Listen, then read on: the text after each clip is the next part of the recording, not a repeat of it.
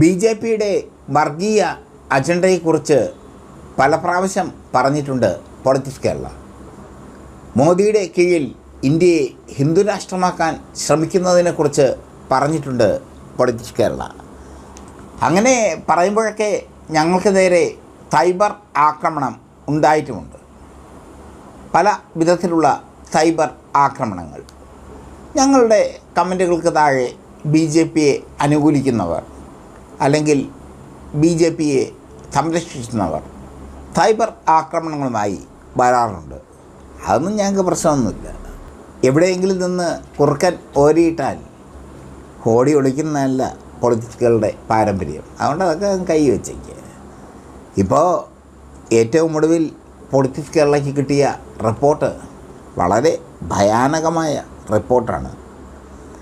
ഹൈദരാബാദിലെ ബി.ജെ.പി ലോക്സഭാ സ്ഥാനാർത്ഥി മാലതി ലത ഒരു മുസ്ലിം പള്ളിക്ക് നേരെ അമ്പെയ്യുന്ന കാഴ്ച സാമൂഹ്യ മാധ്യമങ്ങളിൽ വൈറലായി മാറിയിരിക്കുന്നു. മുസ്ലിം പള്ളി ഏതാണെന്ന് ഇതുവരെ തിരിച്ചറിഞ്ഞിട്ടില്ല. എന്തായാലും മുസ്ലിം പള്ളിക്ക് നേരെ അവർ അമ്പെയ്തിരിക്കുന്നു. രാമക്ഷേത്രവും രാമജന്മഭൂമിയും ഒക്കെ സംരക്ഷിച്ച് അങ്ങനെ നെഞ്ചു വിരിച്ച് നിൽക്കുകയാണ് മോദി. മോദിയുടെ നെഞ്ചുവിരിപ്പ് കണ്ട് പുളകിതരാവുകയാണ് ബി.ജെ.പിക്കാർ.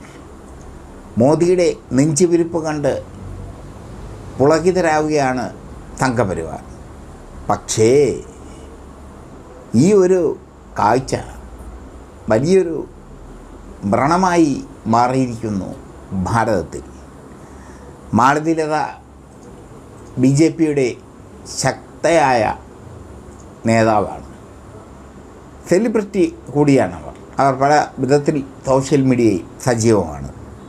ഏറ്റവും ഒടുവിൽ അവർ പുറത്തുവിട്ടിരിക്കുന്നത് മുസ്ലിം പള്ളിക്ക് നേരെ അവർ അമ്പെയ്യുന്ന ദൃശ്യമാണ്. മുസ്ലിം പള്ളിക്ക് നേരെ അവർ അമ്പെയ്യുന്ന ദൃശ്യം പുറത്തുവിട്ടപ്പോൾ അത് ഏത് മുസ്ലിം പള്ളിയാണ് എന്ന് വ്യക്തമാക്കാൻ അവർക്ക് കഴിഞ്ഞിട്ടില്ല. അല്ലെങ്കിൽ അവർക്ക് കഴിഞ്ഞിട്ടില്ല എന്നുള്ളതല്ല, അവർക്കറിയാം നമുക്ക് അത് ദൃശ്യമാകാൻ കഴിഞ്ഞിട്ടില്ല. എന്തായാലും മുസ്ലിം പള്ളികൾ തകർത്ത് തരിപ്പണമാക്കും മോദി വീണ്ടും അധികാരത്തിലെത്തിയാൽ എന്നത് ഇതിലൂടെ ഉറപ്പാകും. മാലതി ലതയെ ഒന്ന് ശാസിക്കാനോ ഒന്ന് പിന്തിരിപ്പിക്കാനോ മോദി അടക്കമുള്ള നേതാക്കൾ ശ്രമിച്ചിട്ടുമില്ല.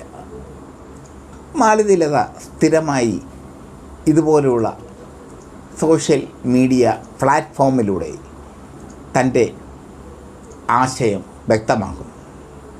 അവരുടെ ആശയം തീവ്ര ഹിന്ദുത്വ ആശയമാണ്.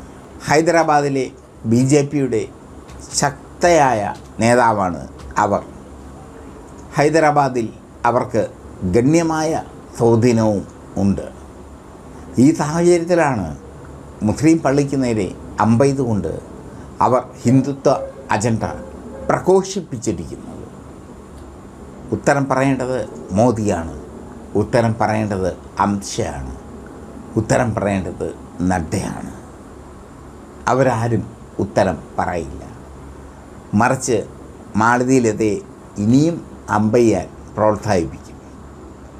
പ്രിയപ്പെട്ട മാലതി ലത, നിങ്ങൾ എത്ര അമ്പെയ്താലും ഒരൊറ്റ പള്ളിയെപ്പോലും ഇനി തകർക്കാൻ സാധിക്കില്ല.